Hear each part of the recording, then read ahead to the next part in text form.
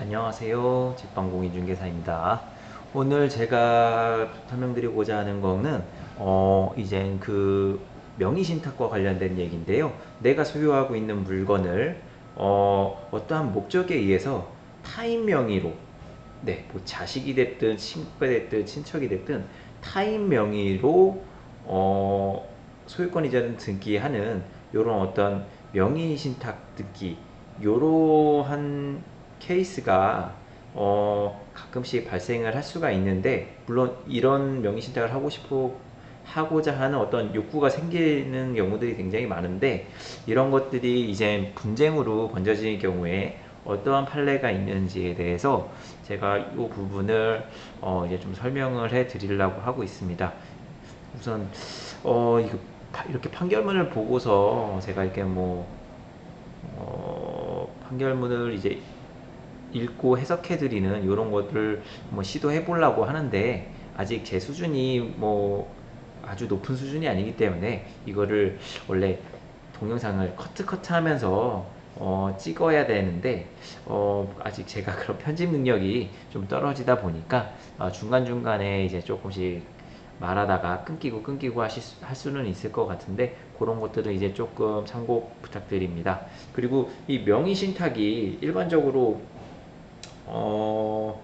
우리가 쉽게 생각을 하면 이전 정권 문재인 대통령 정권 때 양도세 중과, 다주택자 양도세 중과 요런 어떤 문제들이 조금 있었어요. 그래서 사람들이 자기 집을 팔기 위해서 좀 잘 팔리지 않는 집들을 어떻게든 처리를 해야 되는 상황이 생겼었는데, 그런 경우에도 실제로 매매 거래가 이루어져서 별로 똘똘하지 않은 주택을 파신 분도 물론 있겠지만, 아마 이 명의신탁 개념적으로 해서 친척이나 친구에게 명의를 잠깐 넘겨놨다가 아마 가져가시는 분들도 있지 않을까라고 생각이 드는데, 이게 명의신탁 자체가 이게 불법행위이기 때문에 하시면은 안 되는 거지만, 근데 걸리지만 않으면 괜찮다라는 어떤 아니란 생각 때문에 하시는 분들도 조금 있는 것 같아요. 그래서 요런 문제와 관련해서, 예를 들어 친구에게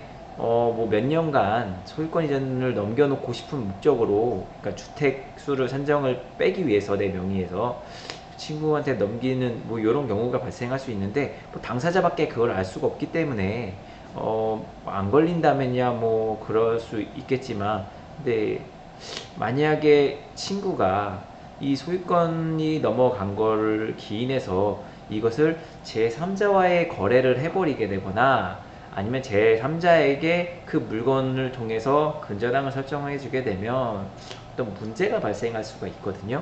근데 그 문제가 발생하게 되면 정상적인 거래가 아니었고 불법 원인급여로 인한 이 거래가 발생하기 때문에, 이제 신탁자와 그 친구인 수탁자 간의 관계에서 이제 법률 관계가 이제 어떻게 누구 손을 들어주는지에 대해서 이제 여기 판례에서는 얘기를 해주고 있고요. 그 다음에 이제 선의의 제3자라고 해서 이 둘의 명의 신탁자와 명의 수탁자 간의 어떤 신탁 관계를 전혀 알 수 없는, 대외적으로 전혀 알 수 없는 선의의 제3자가 그 수탁자로부터 그 물건을 취득하거나, 아니면 그 물건을 통해서 근저당이든 어떤 권리관계를 취득하게 된 경우, 그 제3자를 보호해 줄 수 있는 어떤 그런 법률이 마련되어 있습니다. 그래서 일단 제가 이 부분을 한번 설명을 드려 볼게요. 요거는 일단은 글씨가 제가 체크를 따로 할 수가 없는 이 법정 종합법률 사이트이기 때문에, 제가 이거를 저장을 한 거를 옆으로 좀 옮기겠습니다. 네. 아까 그 종합법률을 한글 파일로 저장하면 이렇게 저장이 되거든요. 그래서 제가 좀 보기 편하게 좀 글자를 좀 두껍게 하고 이렇게 좀 티 나게 했으니까 요거 근거로 해서 설명드릴게요.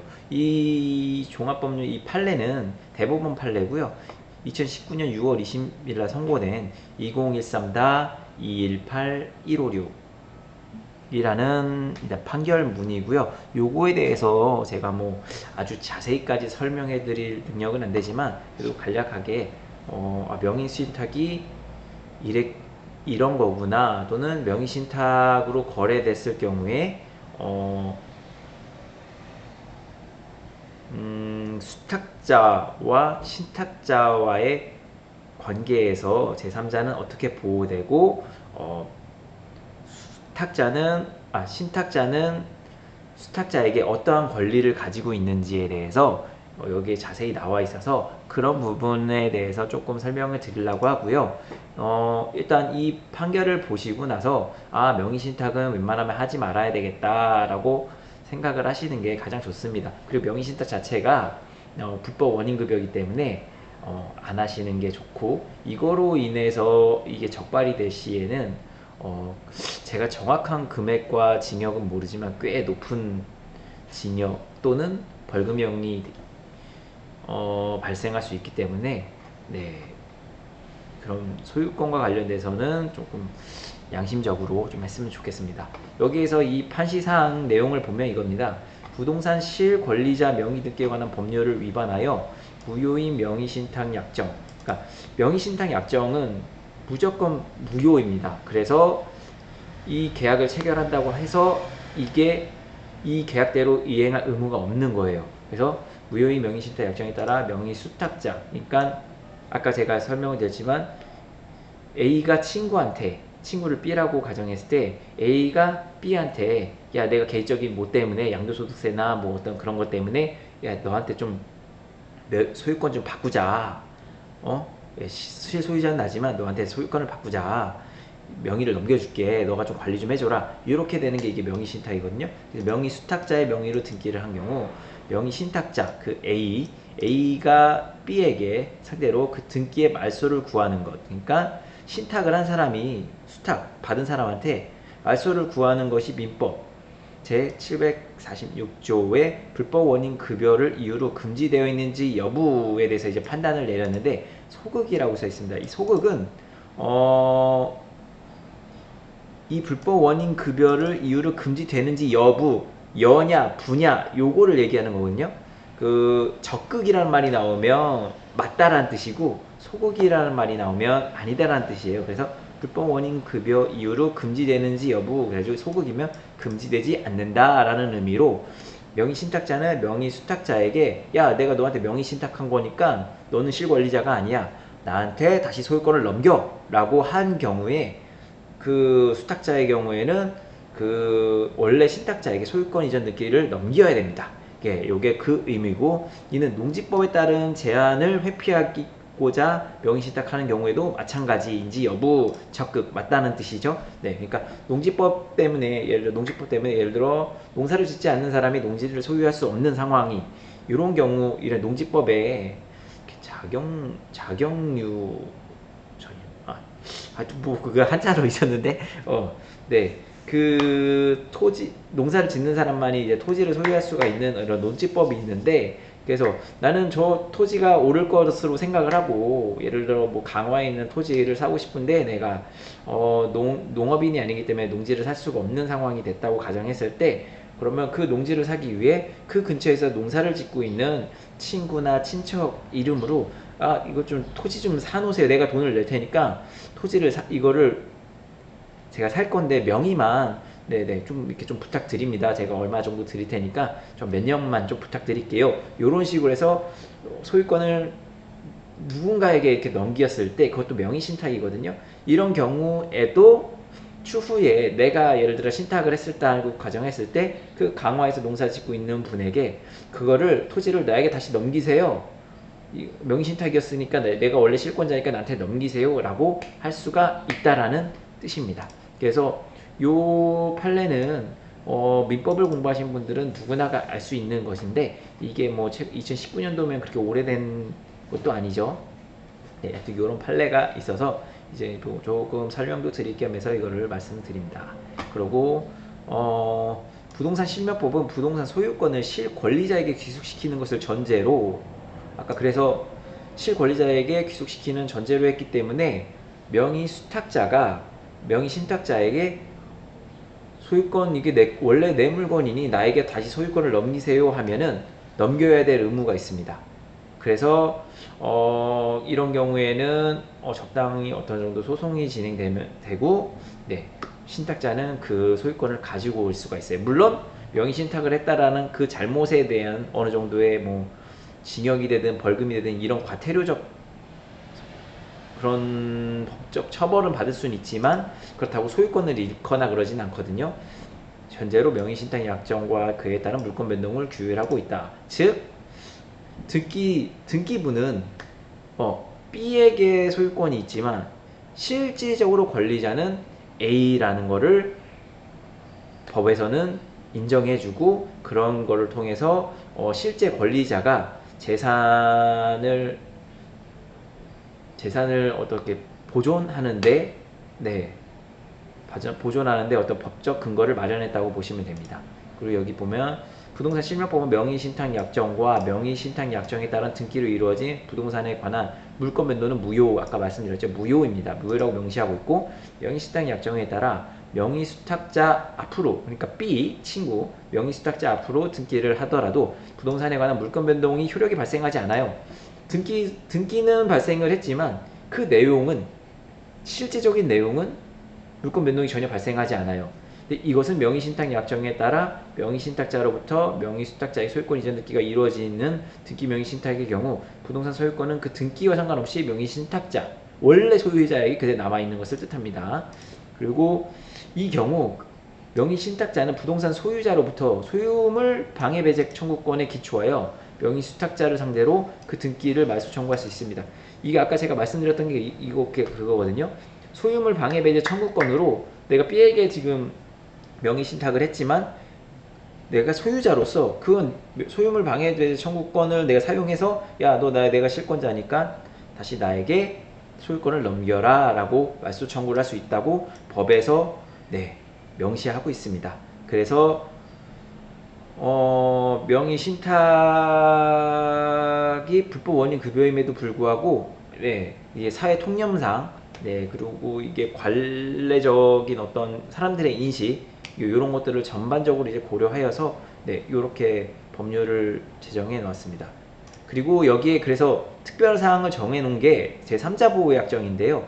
왜냐면 제3자 보호 약정을 걸어놓지 않으면 어떤 상황이 벌어지냐면 A가 명의 수탁자인 B에게 어떤 목적 때문에 어떤 이익을 위해서 명의만 바꿔놨는데 이 사람이 예를 들어 제3자에게 팔아먹거나 어떤 권리를 제공하게 되버리면 이 A는 모르는 상황 속에서 B가 돈단적으로 명의가 있다는 그 이유 하나만으로 제3자에게 넘어가면 원래 어떻게 되냐면 이게 당연한 권리 관계이면은 이 A는 B를 대위해서 C에게 이 계약은 무효이니 다시 소유권을 B에게 넘기라라고 할 수가 있어요.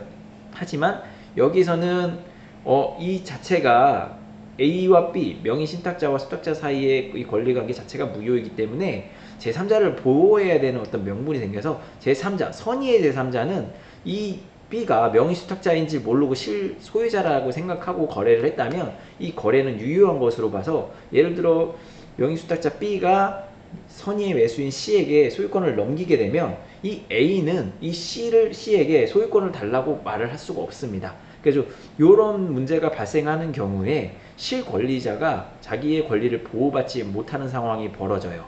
그렇기 때문에 명의신탁 약정은 명의신탁 약정 불법 원인 급여의 약정이고, 명의신탁 약정이 일어나지 않게 하기 위해서 이제 법률적으로 제3자를 보호하는 이런 어떤 법률을 집어넣어서 A가 손해를, 만약에 수탁자가 A를 기망하거나 사기를 치게 되면은 이거를 보호해주지 않습니다. 단 이 A는, 신탁자는 이 C에게 소유권을 돌려받을 수는 없지만 이 C가 B에게 제공한 어떤 그 소유권에 상응하는 어떤 돈이 있잖아요. 그런 어떤 금전에 대해서 부당이득금 반환하라고 요구할 수가 있습니다. 그래서 이 사람이 돈을 받으면 이 돈을 나에게 줘라 라고 요청할 수까지는 있습니다. 근데 이 사람이 이 돈을 다 써버리게 되면 이게 복잡해지겠죠. 그래서 결국은 돌려받지 못하는 상황까지 벌어질 수가 있기 때문에 명의신탁은 하시면은 안 됩니다. 네. 법적으로도 안 되는 거고요. 그래서 여기서 제3자에 대항하지 못한다라고 규정을 하고 있으니 이걸 아실 수 있고 아시면 될 것 같고요.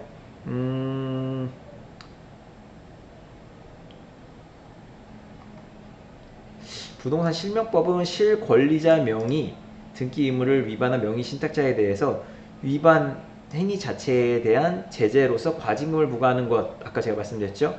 이걸 위반하게 되면은 어떤 벌금을 낼 수도 있고 뭐 징역을 가실 수도 있고, 그러니까 뭐 이런 쪽으로 법적 어떤 처벌을 이제 피할 수가 없습니다.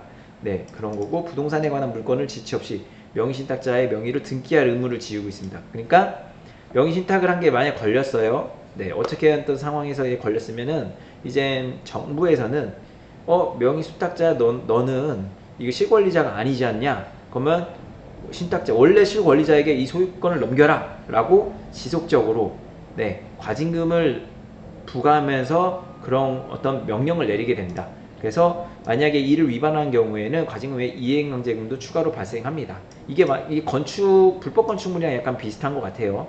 네, 불법 건축물도 불법으로 건축을 어떤 개축을 하든 건물을 지어 놓으면 그거를 철거하라고 명령이 내리는데, 그거를 이행하지 않으면 지속적으로 매년 이행강제금을 부과하거든요. 이것도 마찬가지로 소유권 이전을 실권리자가 아닌 사람에게 바꿔놨을 경우에는, 이게 발각이 됐을 경우는 원래 권리자에게 이것을 다시 넘겨줘라 라고 네, 계속적으로 법적으로 압박을 이제 가게 됩니다. 네. 그리고 이 부동산 실명법이 아까 말씀드렸지만 이 입법자의 어떤 의사는 신탁부동산의 소유권은 무조건 실권리자에게 귀속, 이게 목적이기 때문에 지속적으로 아까 말씀드렸듯이 어떤 그런 과태료, 네, 이행강제금 이런 것들을 지속적으로 부과할 수밖에 없습니다. 그 다음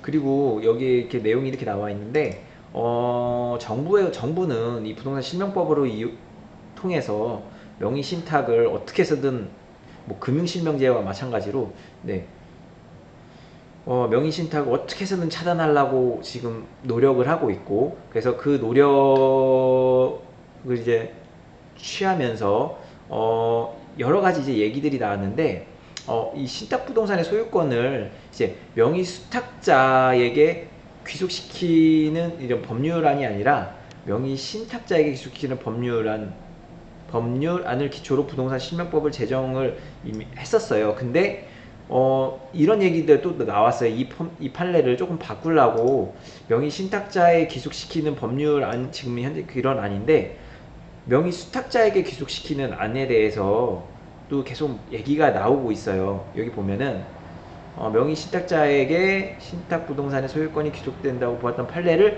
바꾸는 내용의 법률안도 제출되어 있대요. 즉 명의 수탁자에게 소유권이 귀속된다는 걸로 지금 바꾸자라고 해가지고 그런 법률안은 나와 있지만 이것이 채택되지는 않았다는 거거든요. 그러니까 다수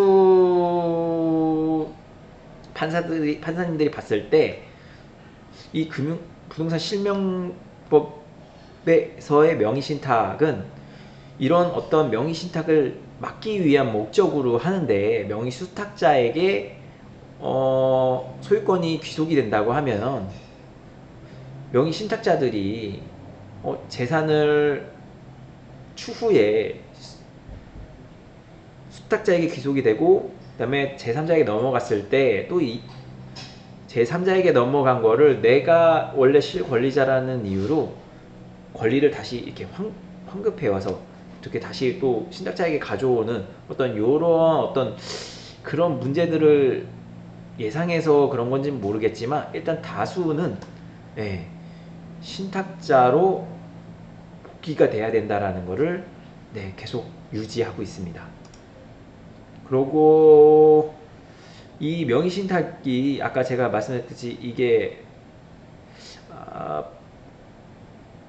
법률 반환 무슨 행위라고 그랬더라 내가 불법 행위, 아까 불법 무슨 행위라고 말씀을 드렸는데, 도박이나 어떤 성매매와 같은 어떤 그런 경우에서도 이런 어떤 불법적인 요소로 누군가에게 내가 뭐 돈을 이렇게 지불하게 될 경우, 지불해야 되는 어떤 채무가 생기는 경우, 이런 거 같은 경우에도 이 계약 자체가 무효이기 때문에 그 금전을 지급하지 않아도 되는 거는 모든 사람들이 지금 다 알고 있는 얘기인데, 네, 이 명의신탁도 그거와 유사하게, 그러니까 준하게 한다, 준하게, 예, 이게 불법행위로서 무효인 법률 행위로 지금 판시하고 있어서, 네, 그 반환을 원래 이 명의수탁자가 신탁자에게 어제 불법행위로 나한테 넘어왔으니까 난 너한테 돌려줄 의무는 없다, 이렇게 할 수가 있거든요. 만약에 그거를 이제 성매매나 어떤 다른 금전 불법행위, 도박 이런 걸로 봤을 때에는 충분히 그럴 수 있는데, 여기에서 이제 법에서 그나마 보호하는 게 명의신탁에서 신탁자가 수탁자에게 명의를 넘겼다 하더라도 어떤 사회적 정서를 고려했을 때, 그리고 법적 감정, 법감정에 비유해 봤을 때 진짜 실권리자가 명의를 넘긴 건데, 이게 불법행위라는 이유 하나만으로 수탁자에게 간 거를 다시 신탁자가 못 가져오게 되는 거는 너무 부당하다라는 이런 어떤 사회적 분위기가 있어서, 그것까지는 이제 재산이 있는 그 권리자를 보호는 해주고는 있습니다. 여기 보시면 불법 원인 수익자에게만 있을 때에는 불법의 원인으로 급여한 재산이 일어나 하더라도 급여자가 반환을 청구할 수 있다. 신탁자가 그 반환을 청구할 수 있다. 라고 민법 746조에는 나와 있습니다. 그리고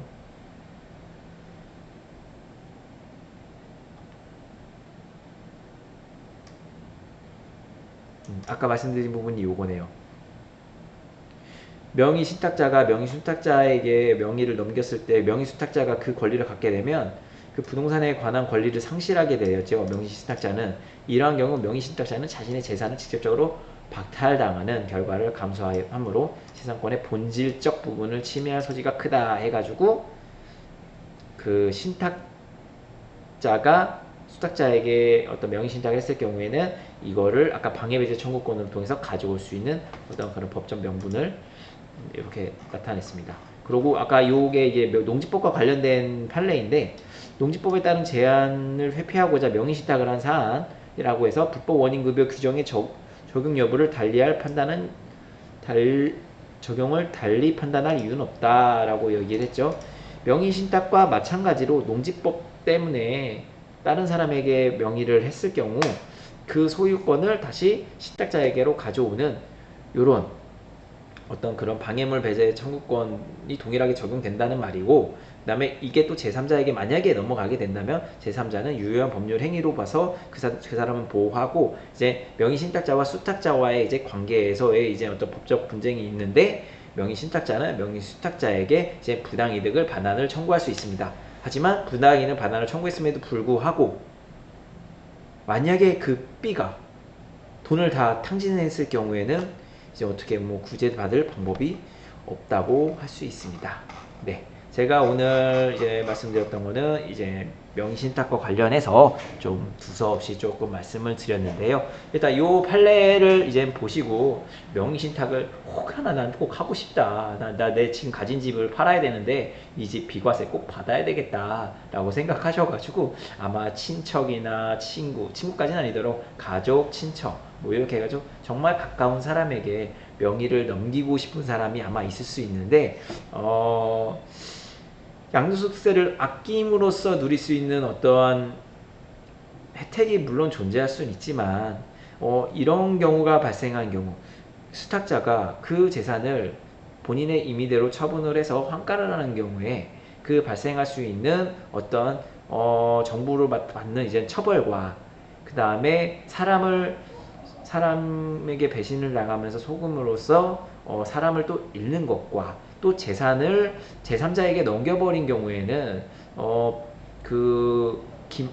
수탁자가 제3자에게 넘겼을 경우에 제3자로부터 그 재산을 다시 되돌려 받을 수도 없을 뿐만 아니라, 그 수탁자가 그 돈을 다 사용해 버린 경우에는 어떻게 따로 구제될 방법이 없다라는 거를 잘 판단하셔서 네, 웬만하면 명의신탁은 이제 법에 따라 이런 불법 행위는 하지 마시길 바란다는 마음으로 요 법률을 좀 설명을 해드렸으니 네, 이 명의신탁에 관심이 있을지 없을지는 모르겠지만 네, 이 영상을 많이 보시고 더 자세하게 이 판례를 이해하시고 싶으시면 요 판례 제가 재판 번호 말씀드렸으니까 요 재판 번호를 이제 검색하셔서 여러 번 읽어 보시면 아마 더 자세히 이해하실 수 있을 거라고 생각합니다.